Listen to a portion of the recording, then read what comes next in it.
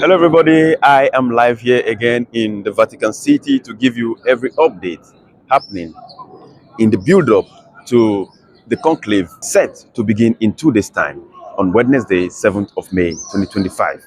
On April 21st, 2025, the world mourned the death of Pope Francis, the first Latin American pope and a reformer who championed the poor. At 88, his passing marks a turning point for the Catholic Church, which must now choose a new leader. For the first time in history, 3 African cardinals are among the top contenders. With Africa home to 20% of the world's Catholics, the possibility of an African pope is no longer distant. It reflects the Church's shifting center of gravity. Today on The Breakdown, we spotlight 3 frontrunners: Cardinal Peter Turkson of Ghana, Cardinal Robert Sarah of Guinea, and Cardinal Fridolin Mbongo Basungu of the DRC.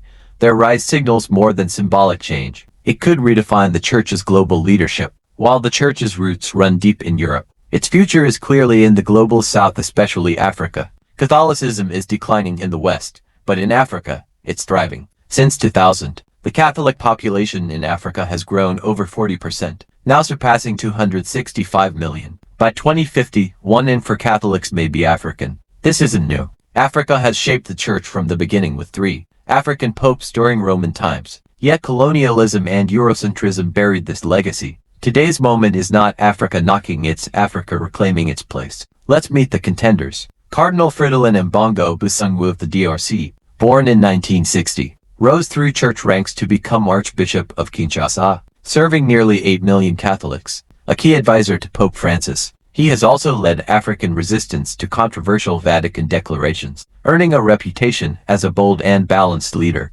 Cardinal Peter Turkson of Ghana, born in 1948, is known for his intellect and diplomacy. Fluent in several languages, he's led global church initiatives on climate change, justice, and human development. A moderate voice, he bridges tradition and reform, and his international influence could make him the unifying figure the Church needs. Cardinal Robert Sarah of Guinea, born in 1947, represents conservative Catholicism. Once the youngest bishop in the world, Sarah is deeply committed to tradition and doctrine. He's critical of Western spiritual decline and secularism, but fiercely proud of Africa's spiritual mission. To many, he's a prophetic voice calling for revival, not reform. With over 2,000 years of papal history dominated by Europe, a modern African pope would not be a novelty, it would be a return. A return to a church shaped by African thought, faith, and leadership. As the world watches, Africa isn't entering the story, it's reminding us it helped write it.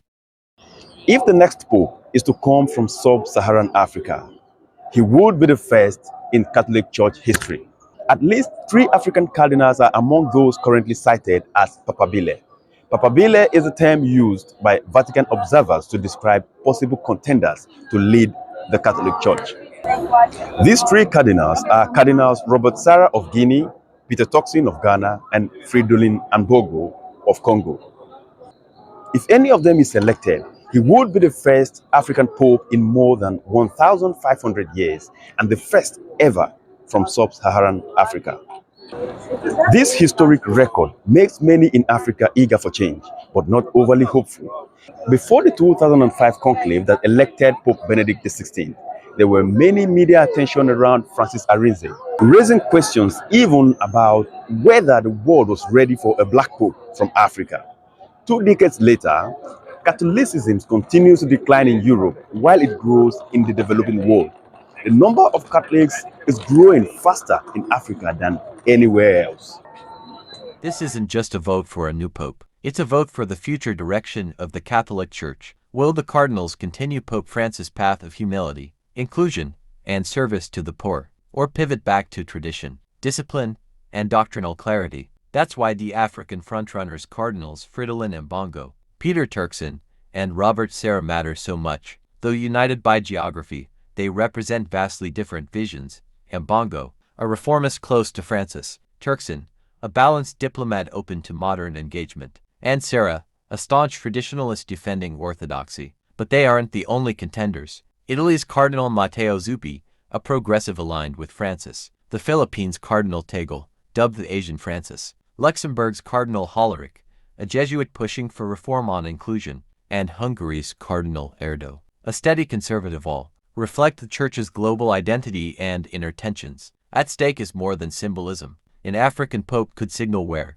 Catholicism is thriving and bring fresh focus to issues like climate justice, economic inequality, and African spiritual identity. But such a shift would also challenge centuries of Eurocentric leadership and spark resistance. Still, the Church owes much of its vitality today to Africa. Maybe it's time leadership reflects that reality not just for history's sake, but for the Church's future. At least 20% of global Catholic community is in Africa, which is characterized by a highly dynamic spread of the Catholic Church according to recent Vatican report. Some say having a pope from Africa would signal a powerful message of inclusion. But as Francis Papacy showed, inclusivity efforts can alternate many others and even breed dissent. So let's talk about how the next pope will be chosen, considering all the political and theological gimmicks that play out and how Cardinal Turkson, Sarah, and Fridolin fit into the picture. Here's how it works. When a pope dies, the Catholic Church doesn't just mourn. It moves. 135 cardinals under the age of 80 are set to gather right here in the city of Vatican for what is called a conclave, a centuries-old process, a sacred ritual, a spiritual commitment, and a part of global power play and high-stake politics. They will pray, they will deliberate, and then behind locked doors, they will vote. No cameras, no media, no leaks. Just men in red robes casting ballots until one of them reaches the required two-thirds majority vote and becomes the next leader of over 1.3 billion Catholics worldwide.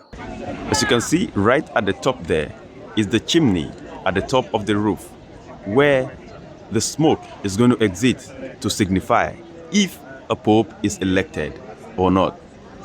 If the conclave inside the Sistine Chapel achieve two-thirds majority vote for a particular candidate, a white smoke will billow out of that chimney, and everybody gathered in this square will be notified that a pope is elected, habemus papam.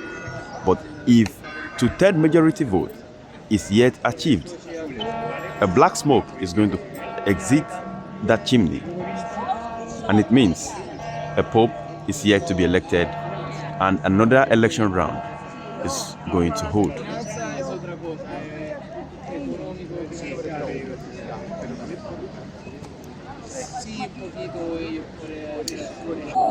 So people, if you love this video, why not subscribe and help this channel to 2,000 subscribers? This is all the updates for now. I will be updating you soon again. For now, bye bye from Rome. Yes, he wants to go to the